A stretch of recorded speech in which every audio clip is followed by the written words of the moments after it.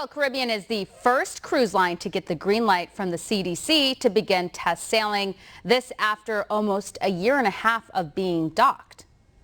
And begin as early as June 20th from Port Miami with a laundry list of pandemic precautions that need to be followed. That includes a limited number of passengers, social distancing, mask wearing, and testing everyone on board for COVID.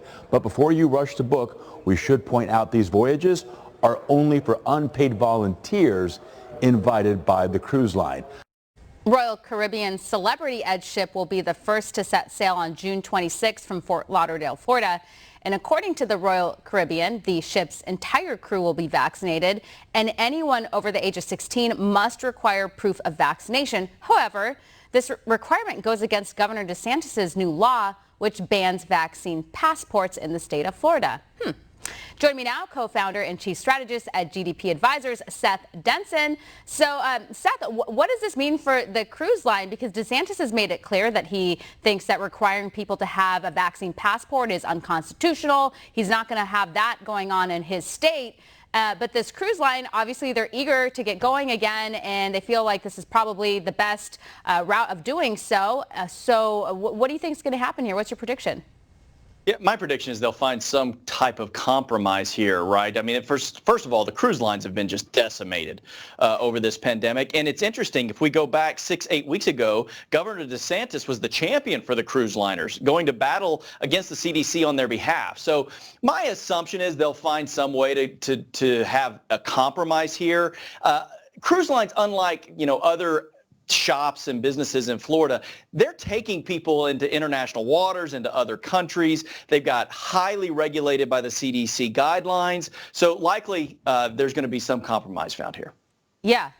We'll see. I don't think DeSantis is going to budge on that. It is interesting, though, that the cruise line is going on with the vaccine passports, because those who are vaccinated don't have to worry about those who aren't vaccinated because they're not at risk because they have the vaccine. So it's your decision if you feel safe enough to go on these cruise lines again. Well, that's exactly right. And, listen, as a conservative who is all about the free market and allowing businesses to make their own decisions how they want to run their business, I'm in somewhat of a conflict here, right? I don't like the idea of vaccine passports, but at the same time, if a business, specifically a cruise line, which was, again, as I mentioned earlier, really hit hard, says, hey, we want to make sure we're protecting our guests, that we're not going to get shut down again, so we want you to be vaccinated, I can understand their take here. I'm kind of torn on this one. Yeah, absolutely. So this is interesting. Something we've talked about a lot on this show was the fact that employers and businesses that were reopening were having a really difficult time getting employees to come back or recruiting new employees because they were competing against the federal government. As we've seen in the past few weeks, governors have decided to reject extra money to try to encourage people to go back to work because it's time. We got the vaccines. We're trying to turn the page on the pandemic here. And now we're seeing, according to a new analysis, the job search has actually spiked in the states that are cutting the unemployment benefits. Surprise, surprise. Yeah, I thought we were told that those unemployment benefits weren't keeping people at home, right? But now all of a sudden, 23 states, I believe it is, all interestingly enough, led by Republican governors, are saying, hey, we're not going to take this government money anymore. You got to go back to work. And those are the areas where we're seeing a spike in job searches. So listen, we have more jobs available right now than unemployed, or at least right at that number. So if we could get people back to the workforce, we could get businesses rolling again. It's what needs to happen. Small businesses have been greatly impacted by this. It's time to get to work. It's time to stop paying people to stay home. Yeah, the businesses that were lucky enough to survive, again, were hit with this obstacle of not being able to find employees.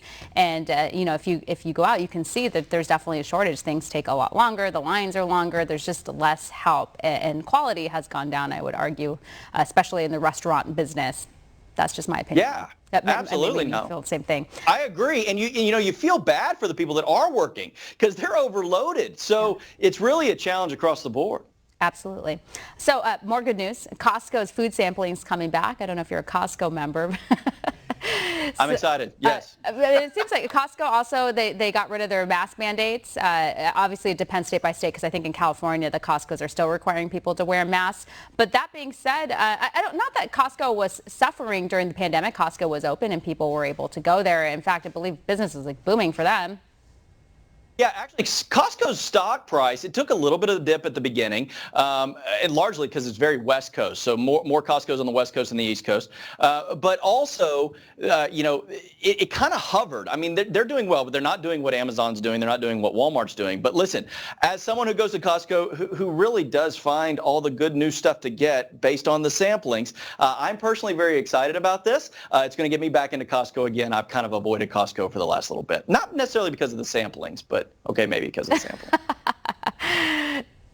Maybe because of samplings. I have been there, I will say, and same as usual. Now, inflation has been at the top of the minds of many Americans because we feel it at the gas pump, we feel it at the grocery store, we feel it everywhere.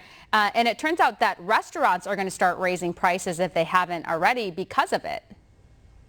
Yeah, listen, inflation is effectively a pay reduction. And that's what a lot of people that don't understand inflation, it's really something they need to understand. This means that your dollar will not go as far. It is like a pay decrease because everything you're buying is going up in price. And we're certainly seeing this in things like in the restaurant sectors and some of these other sectors where everything from the price of the goods of the food, but also the price of the materials that are utilized is going up. But the PCE, which is really an indicator, that's the personal consumption exposure. This is really where we need to look at because that's up 0.7%. And while that sounds like a really dismal number, that is a significant increase, the most we've seen in, I think, almost 2 decades. Inflation is here. Everybody that's trying to deny it, it's here. All good points, Seth. Thanks for breaking it down. We appreciate you. Thanks, Stephanie. Coming up next.